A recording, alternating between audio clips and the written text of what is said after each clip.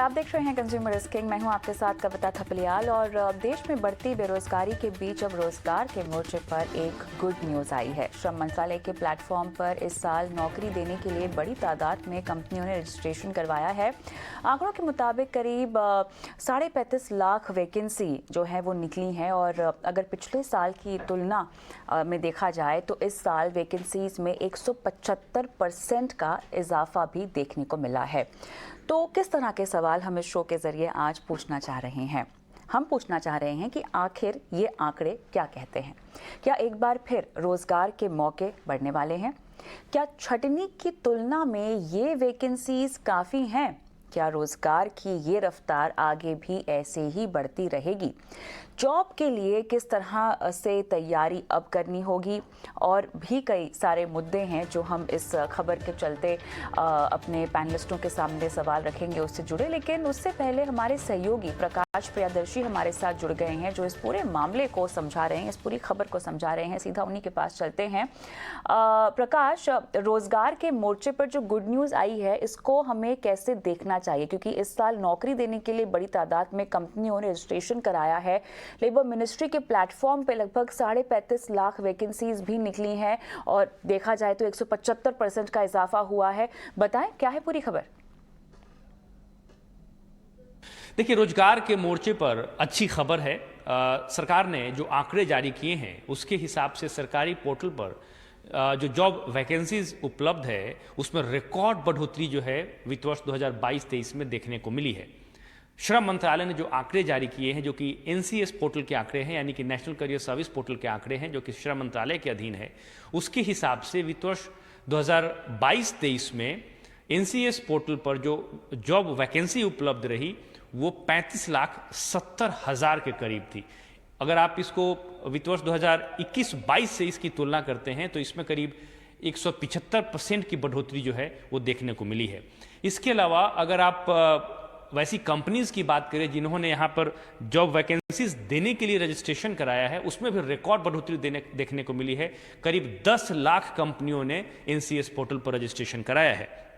अब सवाल उठता है कि कौन कौन से ऐसे सेक्टर्स हैं जहां पर सबसे ज़्यादा वैकेंसीज उपलब्ध हैं। तो इसमें इंश्योरेंस सेक्टर जो है वहां पर सबसे ज़्यादा वैकेंसीज है, करीब 20,80,000 के करीब। और अगर आप पिछले वित्त वर्ष से इसकी तुलना करेंगे तो इसमें करीब 800% की बढ़ोतरी जो है वो देखने को मिली है। उसके बाद जो नंबर आता है वो ऑपरेशन एंड सपोर्ट सेक्टर का है, जहां पर 3,75,000 के आसपास वैकेंसीज उपलब्ध हैं। होटल, फूड सर्विस, मैन्युफैक्चरिंग और हेल्थ सेक्टर में का नंबर आता है। यहाँ भी अच्छी खासी बढ़ोतरी जो है वो देखने को मिली है जहाँ तक वैकेंसीज का सवाल है। अब उसके बाद अगर आप देखें कि कौन कौन से सेक्टर है जिन सेक्टर की कंपनियों ने सबसे ज़्यादा रजिस्ट्रेशन कराया है, तो उसमें सबसे ज़्यादा सर्विस सेक्टर की कंपनियां हैं। करीब 6.5 लाख कंपनियों ने एनसीएस पोर्टल पर रजिस्ट्रेशन कराया है वैकेंसी निकालने के लिए। तो जाहिर तौर पे नौकरियों की संख्या बढ़ी है, वैकेंसीज की संख्या बढ़ी है, और जो लोग भी नौकरी की तलाश कर रहे हैं वो एनसीएस पोर्टल पर जाकर अपने क्वालिफिकेशन के हिसाब से अप्लाई कर सकते हैं और इसके लिए कोई फी भी नहीं है। शुक्रिया शुक्रिया प्रकाश पूरी खबर समझाने के लिए। तो साफ तौर से वैकेंसीज तो बड़ी हैं, लेकिन आपके लिए कहाँ किस तरह के मौके हैं और कैसे इन वैकेंसीज को देखना भी चाहिए, हमारे साथ हमारे पैनलिस्ट जो हैं वो जुड़ गए हैं और उनके सामने ये तमाम सवाल भी हम रखेंगे। Aditya Narayan Mishra, CEO director CHR, Manish Gupta economist, Sonakshi विश्वास, Sonal ahead go digit general insurance, आप सभी का स्वागत है हमारी इस पेशकश में। मनीष जी, आपके पास आऊँगी सबसे पहले, क्योंकि जो ज़मीनी हकीकत है वो जानना बहुत ज़रूरी होगा। 35.5 लाख वैकेंसीज जो हैं वो निकल कर आती हुई दिखाई दे रही हैं। पिछले साल के मुकाबले देखा जाए तो 175% ज़्यादा। ये आंकड़ा अपने आप में काफ़ी इंटरेस्टिंग है, दिलचस्प है, लेकिन चौंकाने वाला भी है। क्योंकि एक तरफ जहाँ पर हम देख रहे हैं कि छटनियाँ बढ़ रही है, बेरोज़गारी बढ़ रही है, दूसरी तरफ ऐसी एक तस्वीर उभर रही है जहाँ पर कंपनियों ने वैकेंसीज़ की रजिस्ट्रेशन कराई है। कैसे देखें, कैसे समझें इसे? देखिए, 35.5 लाख अगर नौकरियां पोस्टेड हैं, इसका मतलब यह है कि कम से कम 35.5 लाख लोगों को अभी नौकरी मिल सकती है। और ये आंकड़ा सिर्फ एक पोर्टल का, जो सरकारी पोर्टल है। इसके अलावा हम प्राइवेट सेक्टर के बहुत सारे नाम है, Naukri.com टाइप, उन पे हजारों लाखों नौकरियां हैं। यह बात सीधे सीधे एक मैसेज देती है कि इस देश में नौकरियों की कमी नहीं है दरअसल, और बेरोजगारी भी है। फिर रीजन क्या है, मैच क्यों नहीं हो रही? क्या ये पोर्टल कनेक्ट नहीं कर पा रहा है या कुछ और बात है? दरअसल बात यह है कि बेरोजगार और नौकरी के बीच में एक बहुत बड़ी चीज खड़ी है जिसका नाम है स्किल और स्किल डेवलपमेंट। माननीय प्रधानमंत्री जी ने प्रधानमंत्री कौशल विकास योजना प्रारंभ की, वो बहुत सिरे नहीं चढ़ी। आज भी हमारे देश में स्किल डेवलपमेंट एक ऐसा प्रॉब्लम है जो इन नौकरियों को इन जॉब से कनेक्ट नहीं होने दे रहा। हमें इस आज के आंकड़े से 35.5 लाख के, या ये आंकड़ा अगर वर्चुअली देखें तो एक कम होगा, ये ऑर्गेनाइज सेक्टर में सिर्फ वो लोग हैं जो एनसीएस पोर्टल पर रजिस्ट्रेशन करा रहे हैं। मानो आज मुझे 3 अकाउंटेंट की जरूरत है या दो मर्चेंट बैंकिंग में 2 असिस्टेंट की जरूरत है, तो मेरे पास वो लोग नहीं है और मैं ढूंढ रहा हूं, या तो मैं सर्च कर रहा हूं जॉब पर, या मैं अपने रेफरेंस में कह रहा हूं भाई कोई लड़का हो तो बताइए। ऐसे अनऑर्गेनाइज सेक्टर में भी लाखों जी। जॉब्स हैं लेकिन वो कनेक्ट नहीं हो पा तो रही हैं। एक पहलू जो तो मुझे मेरा आपके है, जवाब में समझना है वो ये है कि 10 लाख कंपनियों ने कराया रजिस्ट्रेशन, 10 लाख कंपनियों का एक आंकड़ा और 35.5 लाख का ये आंकड़ा है, ये क्या टैली होता है? कम है कि ज्यादा ही है वैकेंसीज कंपनियों के रजिस्ट्रेशन को अगर देखा जाए तो? देखिए ऐसा होता है जब कंपनी ने रजिस्ट्रेशन करा दिया और उसके बाद मानो उनके बंदों को जॉब मिल गई, कभी अब 35.5 वर्सेस 10 लाख करें तो आंकड़ा छोटा है। मेरे हिसाब से एक्चुअल जॉब की रिक्वायरमेंट उससे कहीं ज्यादा है। जैसा कि मैंने कहा ना कि उन्होंने जॉब पोस्ट कर दी लेकिन लोग स्किल्ड वाले लोग नहीं मिल रहे हैं, तो वो लोग जिनको जरूरत है और जिन्होंने रजिस्ट्रेशन नहीं कराया वो आंकड़ा और ज्यादा है। तो सही मायनों में देश को कुशल वर्ग की, कुशल श्रमिक की और कुशल कार्यकर्ताओं की, कुशल एग्जीक्यूटिव्स की, कुशल क्लर्क्स की और जरूरत है, लेकिन कुशल लोगों की जरूरत है। जो गांव से निकलकर सिंपल ग्रेजुएट करके आ गया है उसको आसानी से जॉब नहीं मिलेगी जब तक कि वो ट्रेनिंग ना कर ले।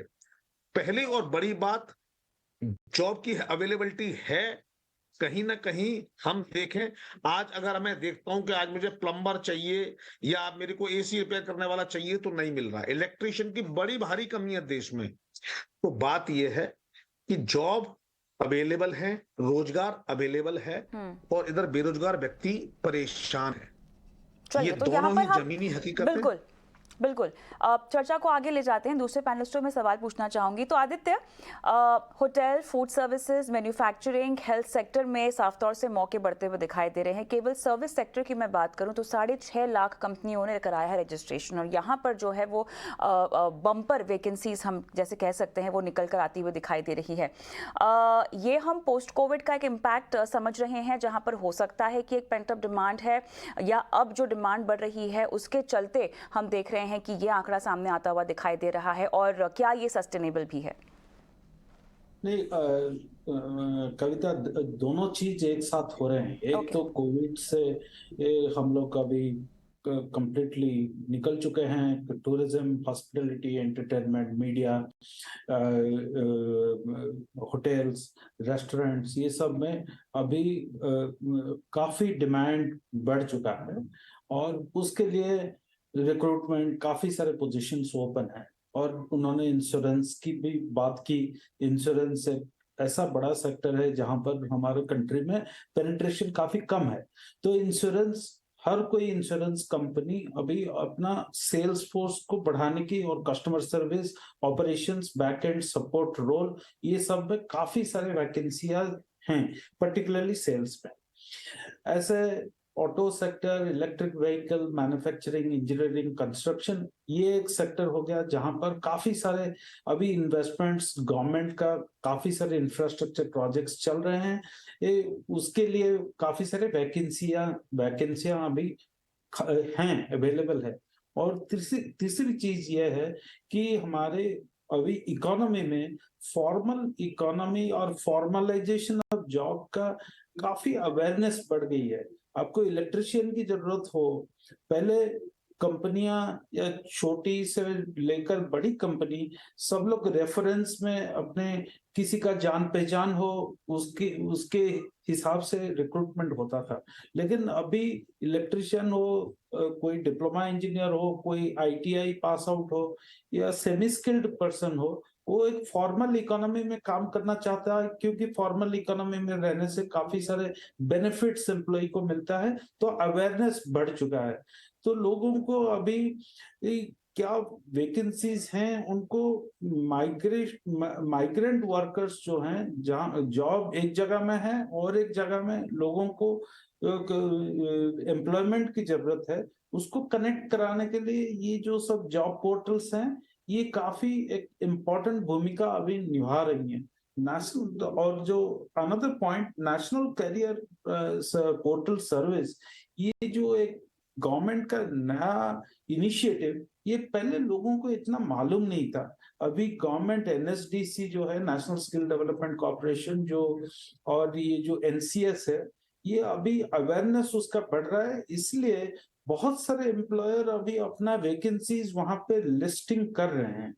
और ये जो सब मैंने 4 चीजें बताई, ये सब इकोनॉमिक्स और अभी बिजनेस एनवायरनमेंट में डेवलपमेंट है। और एक फैक्टर है डिजिटल मार्केटिंग, ये उसका भी अभी काफी डिमांड बढ़ चुका है। अभी एनसीएस पोर्टल में काफी सारे वैकेंसीज हैं और जी। बहुत सारे जॉब पोर्टल में ये वैकेंसीज भी हैं। चलिए और थोड़ा सा और इसको हम डाइसेक्ट करेंगे, लेकिन आगे चलकर मैं सोनाक्षी से एक इंश्योरेंस सेक्टर की जो तस्वीर है उसकी हकीकत जानना चाहती हूँ। तो वाकई यहाँ पर इस सेक्टर में इतनी बम्पर वैकेंसीज निकल कर आ रही हैं, क्या वजह है और किस तरह की वैकेंसीज की हम बात कर रहे हैं? कि केवल फ्रेशर्स के लिए यहाँ पर वैकेंसीज हैं? सोनाक्षी, किस तरह से स्किल्ड लोगों को इंश्योरेंस सेक्टर में अब नौकरियां मिलने की संभावना ज्यादा बढ़ती हुई दिखाई दे रही है? क्या है सूरत हाल?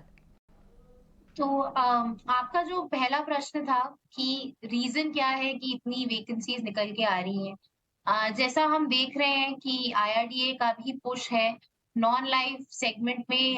जैसे आदित्य जी ने भी कहा कि पेनिट्रेशन इंश्योरेंस में काफी कम है। तो हमारा आई थिंक सारी जो एग्जिस्टिंग इंश्योरेंस कंपनीज हैं और आईआरडीए, हम सबका यही हम यही ट्राई कर रहे हैं, यही कोशिश कर रहे हैं कि वो पेनिट्रेशन हम बढ़ा पाए। तो इसी की वजह से आप देखेंगे कि वैकेंसीज बहुत इंक्रीज हुई हैं, हायरिंग बहुत इंक्रीज हुई है। ऑफ कोर्स, जैसे आदित्य जी ने कहा, सेल्स में बहुत हायरिंग होगी, वहां पे फ्रेशर हायरिंग ही हम प्रेफर करते हैं। But insurance as a sector बहुत नीश स्किल्स भी हायर करता है। अगर आप देखें पिछले 4-5 साल में टेक की रिक्वायरमेंट बहुत बढ़ चुकी है, क्योंकि हम प्रोसेस सिंप्लीफाई करना चाह रहे हैं। कस्टमर एंड यूजर जो है उनके लिए इंश्योरेंस आसान बनाना चाह रहे हैं ताकि पेनिट्रेशन बढ़ सके। तो टेक्नोलॉजी में हायरिंग बहुत फोकस एरिया है, तो वो एक नीश स्किल है जिसके लिए हम हायर कर रहे हैं। अगर आप देखिए, इंश्योरेंस चलता ही है, उसका बेस है रिस्क असेसमेंट। तो एक्चुअली एक और नीश स्किल है जहाँ पे बहुत हायरिंग देखने को मिलेगी, एक्चुअली अंडरराइटिंग, जहाँ पे हम प्राइसिंग करते हैं ऑफ डिफरेंट प्रोडक्ट्स। इसके अलावा जैसे मैंने कहा, क्योंकि पेनिट्रेशन बढ़ाना है तो हिस्टोरिकली डेटा देखना बहुत जरूरी है कि कौन से एरियाज में पोटेंशियल है, कहाँ हम बिजनेस बढ़ा सकते हैं। और इसकी वजह से एक और नीश स्किल जो देखने में आ रहा है वो है डेटा साइंस। वहां पे भी हमारी रिक्वायरमेंट्स काफी हाई हैं in terms of area wise और छोटे मझोले शहरों में किस तरह की डिमांड है उस पर मैं आगे आऊंगी, लेकिन एक चीज जो मुझे समझनी है मनीष जी से, ठीक है, हमने मान लिया कि अब तक ऐसा कोई पोर्टल नहीं था जहां पर कंपनियां आके वैकेंसीज की रजिस्ट्रेशन कर सकती थी और इसीलिए हमें कभी पता नहीं चला कि इतनी वैकेंसीज हैं। लेकिन मनीष जी, जो सिनेरियो हम देख रहे हैं देश में कि एक तरफ छटनी अक्रॉस सेक्टर्स की मैं बात कर रही हूँ, किसी एक स्पेसिफिक सेक्टर की बात नहीं कर रही हूँ, लेकिन लगातार खबरों में छटनियाँ जो हैं वो आ रही है। अक्रॉस मैनेजमेंट लेवल पर हम देख रहे हैं कि लोगों को नौकरी से निकाला जा रहा है। बाहर से भले ही शुरू हुआ है लेकिन वो भारत में तूल पकड़ रहा है। अब इसके एवज में हम देखें तो जो वैकेंसीज निकली हैं, क्या वो काफ़ी हैं, क्या वो उसी लेवल की हैं या केवल फ्रेशर्स के लिए वैकेंसीज निकल रही हैं? जिन लोगों की छटनी हो रही है वो तो काफ़ी एक्सपीरियंस लेवल में भी शामिल है, एक्सपीरियंस वर्क लेवल में भी शामिल है, उनके लिए किसी काम की नहीं है। तो ये सिचुएशन जो है वो किस तरह से बैलेंस आउट हो रही है, इवन आउट हो रही है या आउट ऑफ प्रपोर्शन है?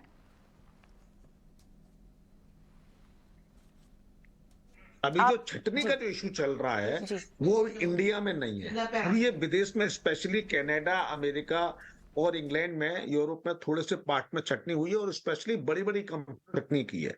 और बड़ी बड़ी कंपनी छटनी की, तो वहां उन्होंने उन एग्जेक्टिव्स को जॉब कट किया है जो सीनियर प्रोफाइल पे थे और जहां मल्टीपल रोल थे, और मानो टेक्नोलॉजी डेवलपमेंट से उनके रोल या तो कट हो रहे हैं या उनके रोल को घटाया जा रहा है किसी नई स्ट्रेटेजी के तहत। तो ये कोई ग्लोबल मंदी जैसा कोई फील अभी एटलीस्ट इंडिया में नहीं दिख रहा है, और अगर इंडिया में नहीं दिख रहा है, इंडिया पर इसका कोई इम्पैक्ट नहीं होगा। चलो फिर भी मैं ये मान लूं अगर कुछ एक्सपर्ट्स की बात कि नहीं, इंडिया में इसका इम्पैक्ट आएगा, और अगर आएगा तो यहां भी अगर कुछ जॉब जाएंगी तो वो सीनियर लेवल की होगी। देखिए, जो आदमी 10 साल का एक्सपीरियंस होता है, उसके पास कुछ पैसा भी इकट्ठा हो गया होता है, तो वो अपना स्टार्टअप शुरू करता है, बिजनेस शुरू करता है। वेयर एज जहां हमारे देश में एनसीएस में जो जो जॉब रिक्वायरमेंट आई है वो बेसिक लेवल की है, जो एग्जीक्यूटिव लेवल की है, जो एंट्री लेवल की है, यानी जिनको 0 एक्सपीरियंस से लेके 5 साल 7 साल तक के एक्सपीरियंस के लोगों की जरूरत है। यानी मेजरली जहां फ्रेशर की जरूरत है, वहां ये जॉब इस देश में अनएम्प्लॉयमेंट को घटाने में मददगार होंगी। हमें ये समझना पड़ेगा कि इस तरह की जॉब्स जहां एक बार एक अनएम्प्लॉयड आदमी को जॉब मिल जाती है तो वो सेट हो जाता है। 4 साल बाद अगर उसके पास 1 साल जॉब ना भी रहे तो कहीं ना कहीं वो मैनेज करके जॉब पा ही लेता है, क्योंकि एक एक्सपीरियंस्ड आदमी को जॉब मिलना मुश्किल नहीं है। मैंने प्रारंभ में भी अपनी बात में एक बात कही थी कि अगर आपके पास स्किल है तो आप किंग हैं। जैसे जैसे स्किल्ड अगर नहीं है आप, तो आपको फिर जॉब ढूंढने में दिक्कत होगी। वापस उसी बात पे आते हुए कि इस जो आपका जो बेसिक क्वेश्चन था, जॉब कट जो हो रही है, जो ग्लोबल मंदी का सिम्टम है, इसका हिंदुस्तान पर यानी इंडिया पर कोई फर्क नहीं पड़ने वाला है। इसका जॉब सेक्टर में कोई फर्क नहीं पड़ने वाला है, क्योंकि जो नई जॉब आ रही है वो फ्रेशर्स के लिए आ रही है, और जो जॉब कट हो रही है वो मामूली 10-20-25 हजार का जॉब कट भी हो जाएंगी। उनसे जरूर निजी तौर पर धक्का आएगा, लेकिन वो जल्दी जॉब पा लेंगे क्योंकि वो स्किल्ड हैं। नई जॉब और बेसिक लेवल की जॉब पे, ब्लू कॉलर जॉब पे कोई इंपैक्ट नहीं है। वो लगातार जॉब क्रिएट होती हैं और होती रहेंगी। देखिए, आपसे मुझे समझना है कि यहाँ पर हम एक रूरल इंडिया की सिनेरियो डिस्कस कर रहे हैं और एक अर्बन इंडिया का सिनेरियो डिस्कस कर रहे हैं। शहरों के मुकाबले अगर हम छोटे मझोले शहरों की बात करें, बड़े शहरों के मुकाबले छोटे मझोले शहरों की बात करें, तो कहाँ पर आपको किस तरह से तस्वीर इन वैकेंसीज के तहत बदलती हुई दिखाई दे रही है? देखिए, आप समझिए जिस तरीके से अभी रिसेंट जी, आदित्य के लिए ये सवाल था। अच्छा। ठीक है। देखिए, रूरल इंडिया में जो फॉर्मल इकोनॉमी अभी तक उसका पेनिट्रेशन काफी कम हुआ है। ये बढ़ रहा है, लेकिन अभी तक ये अर्बन इकोनॉमी में जो जॉब्स हैं, रूरल इकोनॉमी में जॉब्स में बहुत डिफरेंसेस हैं। वहां पर जॉब्स ज्यादातर स्मॉल एंड मीडियम एंटरप्राइजेस में जॉब्स हैं, और वो जॉब्स इतने हाई लेवल्स के नहीं है। हम जब अर्बन इकोनॉमी की बात करें, वहां पर हम लोग देखते हैं IT sector, outsourcing sector, banking, financial services sector, consumer goods, pharmaceutical, बहुत सारे सेक्टर में across the level, junior level से लेकर सीनियर लेवल तक जॉब्स हैं। फॉर्मल इकोनॉमी में इंडिया में 7-7.5 करोड़ लोग काम करते हैं। वहां पर हर साल जो जॉब क्रिएशन होता है, 10 लाख तक नए जॉब्स बन जाते हैं। लेकिन हमारे मैक्सिमम इकोनॉमी में maximum number of jobs small and medium enterprises में है, और इंडिया में जितने लोग काम करते हैं उनका तकरीबन 50% लोग स्मॉल एंड मीडियम एंटरप्राइजेस में काम करते हैं। वो स्मॉल एंड मीडियम एंटरप्राइजेस में अभी जैसे जैसे न्यू टेक्नोलॉजीज आ रहे हैं, वहां पर ट्रेंड मैन पावर की जरूरत पहले से अभी काफी बढ़ चुका है। तो उसके लिए industrial training institute, skill development training institute, ये काफी गुरुत्वपूर्ण भूमिका निभा रहे हैं आज के दिन में। और जो नेशनल अप्रेंटिसशिप प्रमोशन स्कीम है अभी गवर्नमेंट का, वो अभी जॉब क्रिएशन में काफी मदद कर रहा है। और जैसे रिक्रूटमेंट कंपनीज हैं इंडिया में, कुछ लोगों के पास गवर्नमेंट ने वो लाइसेंस दिया हुआ है कि ये जो job creation process, skill development process, इसको एक्सीलरेट करने के लिए ये रिक्रूटमेंट कंपनीज, स्टाफिंग कंपनीज एक भूमिका निभाएंगी। तो मेरा ये मानना है कि अभी फ्यूचर जो 5 से 10 साल तक, अभी जो new entrance to the labour pool, हर साल हम लोगों का करीब 10 million people are joining the labour pool, उनके लिए उतने जॉब्स क्रिएट करने होंगे फॉर्मल इकोनॉमी में। तो वो काम अभी काफी अच्छा से बढ़ रहा है, आगे बढ़ रहा है। तो ये मेरा मानना है। सोनाक्षी, अब ये बताएं, मनीष जी ने कई बार कहा कि अगर आप स्किल्ड हैं तो आप किंग हैं। अब इन वैकेंसीज को देखते हुए किस तरह के स्किल्स की डिमांड आपको लग रहा है कि बढ़ रही है, सोनाक्षी?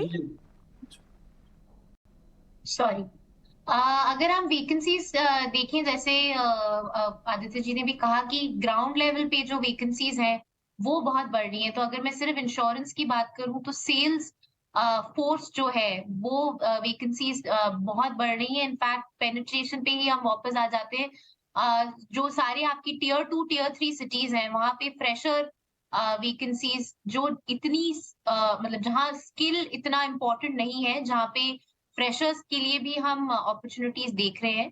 ये ट्रेनिंग ये वैकेंसीज मुझे दिखती नजर आ रही हैं टियर 2 और टियर 3 सिटीज में। स्किल्स की बात करें तो स्मॉलर लोकेशंस में सिर्फ इंश्योरेंस बेस्ड देखें या पैन इंडिया भी देखें तो टेक्नोलॉजी एक स्किल है जो उभरता नजर आ रहा है। और इंश्योरेंस स्पेसिफिक में एक्चुअरी एक स्किल है जो जहाँ पे बहुत पोटेंशियल है जॉब्स का। तो मनीष जी, अब ये बताएं कि इतनी वैकेंसीज तो आ गई हैं, ऑब्वियसली लोगों में जागरूकता नहीं है जिसकी वजह से ये सब चीज़ें कभी पता नहीं चली, लेकिन एक जो बेरोजगारी की बहुत बड़ी चिंता हमारे देश में कई सालों से हमें दिखाई दे रही है अक्रॉस सेक्टर्स, अगर मैं समझना चाहूँ आपसे, ऑर्गेनाइज अनऑर्गेनाइज सेक्टर में किस हद तक आप इस बात को लेकर बुलिश हैं कि इस तरह की जो वैकेंसीज निकल रही हैं हम आने वाले समय में बेरोजगारी को थोड़ा सा कम होता हुआ देखेंगे, या आपको लगता है कि ये वो समय अब शुरू हो गया है जहां पर आप सभी ने काफ़ी विस्तार से समझाया कि कैसे अब स्ट्रीमलाइन किया जा रहा है इस पूरे प्रोसेस को? बेरोजगारी की चिंता की जो तस्वीर है हमारे देश में, क्या वो सुलझती हुई दिखाई दे रही है? देखिए, इस मनीष समय जी। देश में जिस तरीके से मैन्युफैक्चरिंग का काम बढ़ रहा है, मेक इन इंडिया की तरफ हम लगातार जा रहे हैं, इंफ्रास्ट्रक्चर पर इतना काम हो रहा है, तो जाहिर है देश में रोजगार क्रिएट हो रहा है। अच्छा, अब कुछ इस तरह का माहौल बन रहा है कि हम नौकरी करने के अलावा नौकरी देने जैसा माइंडसेट रखें। यानी अगर हम छोटे छोटे एंटरप्रेन्योर, छोटे छोटे स्टार्टअप अगर आगे बढ़ेंगे, कुटीर उद्योग से भी आगे चलेंगे, तो हम न केवल अपनी जॉब का इंतजाम करेंगे, अपने व्यापार का इंतजाम करेंगे, हम 4 लोगों को और रोजगार देंगे। जिस तरीके से गांव में लॉजिस्टिक्स आगे बढ़ रहा है, सबसे पहली बात हमारी अब सड़क की अप्रोच गांव तक जा रही है। अब गांव में जो जो जो फूड जो फसलें हैं उनको अगर गांव में ही स्टोरेज करने का अरेंजमेंट चल रहा है, तो सबसे पहले कंस्ट्रक्शन के सेक्टर में अभी जॉब बहुत तेजी से बढ़ रही है और आगे बढ़ने वाले हैं। इसके अलावा गांव में वेयर हाउस बनेंगे, स्टोरेज होगी, कोल्ड स्टोरेज वगैरह गांव में तेजी से बढ़ेंगे, तो वहां पर काम करने वाले श्रमिकों के लिए रोजगार होगा। यानी लॉजिस्टिक्स सबसे बड़ा रोजगार प्रदाता होगा, ऐसा मेरा मानना है। मैन्युफैक्चरिंग के बाद, मैन्युफैक्चरिंग और लॉजिस्टिक्स यानी वेयर हाउसिंग, इसके बाद तीसरी बात जो सोनम जी ने कही थी, मार्केटिंग। देखिए, मार्केटिंग एक ऐसा जॉब है जो all across all the industries काम आता है। यानी आप फूड प्रोड्यूस बना रहे हैं या उसकी चटनी बना के बेच रहे हैं, उसका सॉस बना के बेच रहे हैं, से लेके आप कोई आईटी का सॉफ्टवेयर बना रहे हैं उसे बेच रहे हैं, या आपको कोई हॉस्पिटल खोला है, आपके हॉस्पिटल की मार्केटिंग करनी है। मार्केटिंग के लोगों की जरूरत पूरे देश में ही नहीं, पूरे विश्व में है। ऐसे में मैन्युफैक्चरिंग, सर्विस, एग्रीकल्चर, इन तीनों ही सेक्टर्स को मार्केटिंग के लोगों की बहुत जरूरत है। यानी अगर कोई खेती में, एग्रीकल्चर में अगर मैकेनाइजेशन बढ़ना है, तो वहां उसमें कौन कौन से इक्विपमेंट लगेंगे, ये मार्केटिंग के लोग ही गांव में, पंचायतों तक, गांव के प्रधान और मुखिया तक और किसानों तक ले जाएंगे कि आप ये टूल यूज करिए, इससे आपकी खेती में कीड़े मर जाएंगे या आपकी पैदावार बढ़ जाएगी। तो जाहिर है मार्केटिंग ऐसा सेक्टर है और बिल्कुल। जिसमें हम कम से कम स्किल और ज्यादा ट्रेनिंग के साथ आगे बढ़ सकते हैं। बिल्कुल।